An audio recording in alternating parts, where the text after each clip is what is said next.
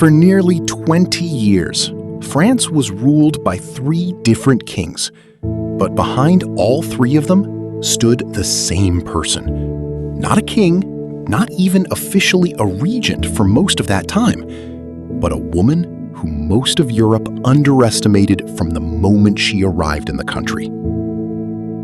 She outlived a husband who publicly loved another woman more than her. She watched 3 of her own sons wear the crown, one after another, while France tore itself apart in religious war. And she became one of the most feared, most hated, and most misunderstood political operators in European history. This is the story of Catherine de Medici, the woman who ruled France without ever officially being its ruler. Catherine was born in 1519 in Florence into the immensely wealthy and powerful Medici banking family. But her childhood was marked by loss almost from the start. Both of her parents died within weeks of her birth, and by her early teens, political turmoil in Florence had left her essentially a hostage of rival factions fighting for control of the city. At age 14, Catherine was married off to Henry, the second son of the King of France, a political marriage arranged by her uncle, the Pope, to build an alliance between the Medici family and the French crown. It should have been a good match. It was not. Henry was already in love with another woman, Diane de Poitiers, a noblewoman nearly 20 years older than him, who would remain his most influential mistress for the rest of his life, in full view of the entire French court. Catherine, meanwhile, was seen by the French nobility as a foreign outsider, a mere merchant's granddaughter, unworthy of true royal status, no matter how wealthy her family was. For years, Catherine struggled even to secure her position through the one thing expected of a royal wife: children. She reportedly went years without conceiving, at a court where infertility could mean being cast aside or replaced entirely. Only after consulting physicians, and according to some accounts, undergoing increasingly desperate remedies, did she finally begin having children, eventually bearing 10 of them, several of whom would go on to sit on the throne of France. It was a humiliating, precarious position to survive for over 2 decades. But Catherine was learning something in the process that would define the rest of her life: how to observe, how to wait, and how to endure being underestimated. When Henry became King Henry II of France in 1547, Catherine became queen, in title only. Diane de Poitiers remained the true power at Henry's side, reportedly involved in political decisions, court appointments, and even influencing the king's relationship with his own wife. Catherine was left to watch, largely powerless, as another woman effectively ran the personal and political life of the man she was married to. For 12 years, this remained Catherine's reality. She bore children, maintained the appearance of royal duty, and by most accounts, kept her private frustrations almost entirely hidden, a skill of concealment that would prove essential later. Then, in 1559, everything changed in an instant. During a jousting tournament celebrating a political marriage, King Henry II was struck in the eye by a splintered lance. The wound became infected. Despite the efforts of the era's best physicians, he died in agony 10 days later. Catherine, at 40 years old, was suddenly a widow and the mother of the new King of France.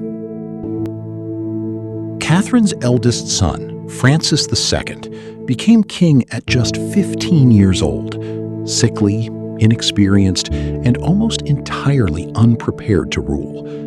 Officially, power passed to him. In practice, it was quietly absorbed by the family of his young wife, Mary, Queen of Scots, and by extension, the powerful Guise family, leaving Catherine largely on the sidelines once again. But Francis's reign lasted barely a year. He died from an ear infection that spread to his brain, and the crown passed to Catherine's next son, Charles IX, who was only 10 years old. This time, Catherine moved immediately and decisively. With a child too young to rule and no adult king in place, Catherine secured her position as official regent of France, finally, for the first time, holding real, formal political power in her own name. For the next several years, and long after Charles technically came of age, Catherine remained the dominant political force in French government.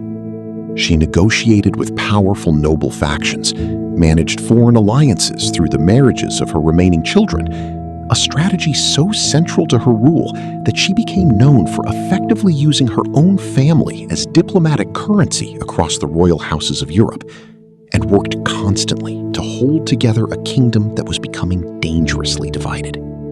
That division had a name: religion. France in the 1560s was being torn apart by an escalating conflict between Catholics, who remained the dominant and officially recognized religion, and Protestants, known in France as Huguenots, a rapidly growing minority that included powerful noble families with their own armies.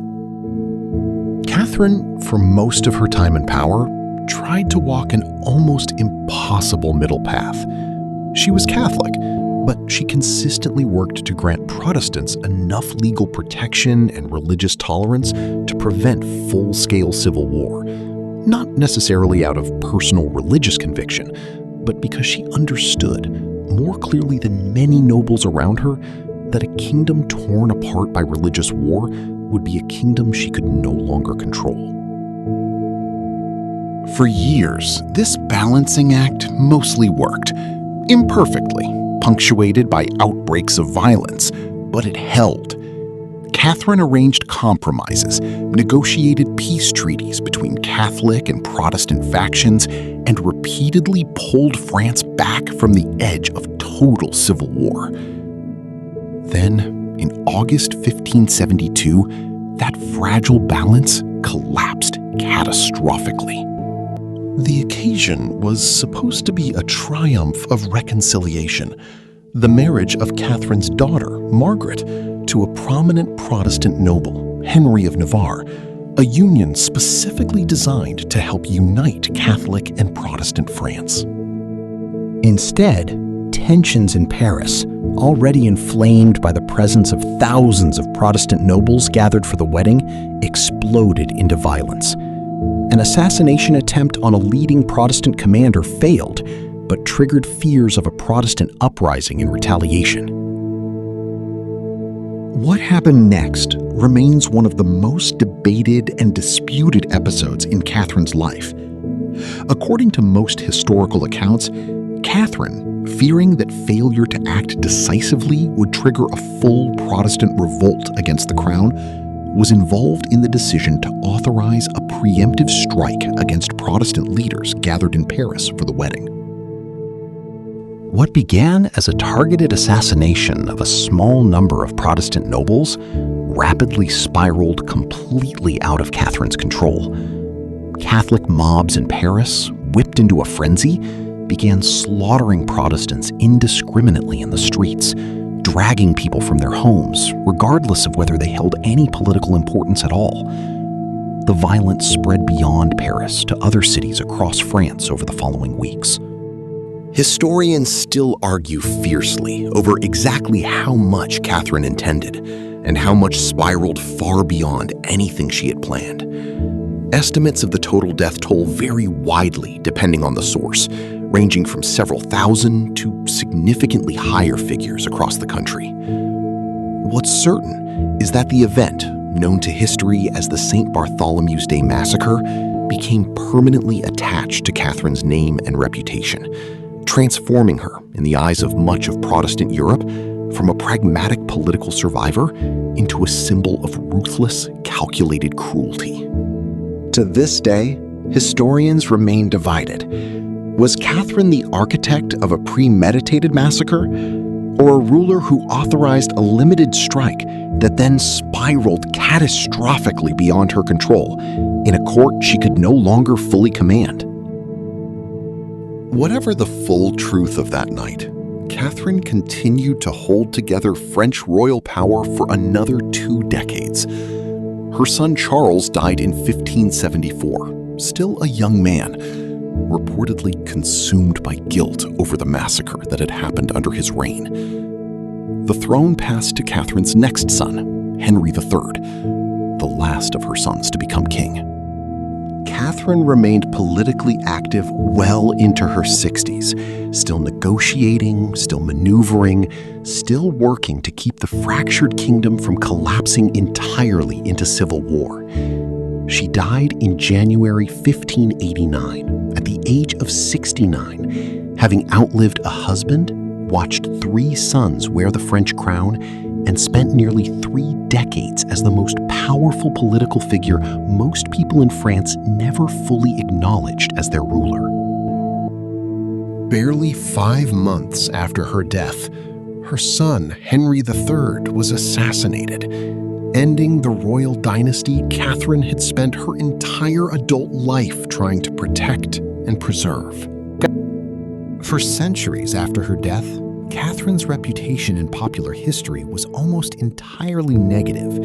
Protestant writers of the era painted her as a scheming, poison-obsessed foreign manipulator, willing to sacrifice thousands of lives to protect her family's grip on power. Some of these accounts were exaggerated propaganda from her political enemies. Others reflected real and serious criticisms of decisions made under her influence.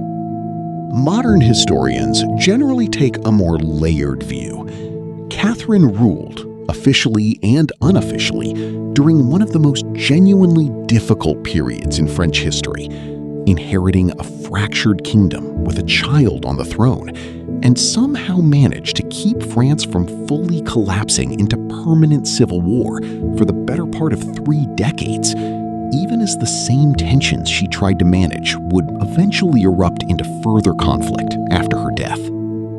She was neither the pure political monster of Protestant legend, nor an innocent bystander to the violence that happened under her influence. She was, by almost every account, one of the most skilled political survivors of her century, a woman who entered the French court as an unwanted, powerless foreign bride, and left it, nearly 60 years later, as the figure who had quietly held an entire kingdom together through 3 reigns, at a cost that historians are still debating to this day. Catherine de Medici was never crowned Queen Regnant of France in her own right. She spent decades being underestimated, dismissed, and humiliated by a court that saw her as a foreign outsider, unworthy of real power. And yet, for nearly 20 years, 3 kings sat on the French throne, and behind every single one of them stood the same woman, quietly making the decisions that held, and sometimes shattered, an entire kingdom. If you want to see the full story of the St. Bartholomew's Day massacre and the religious wars that nearly destroyed France, let me know in the comments and subscribe for the next chapter in this story.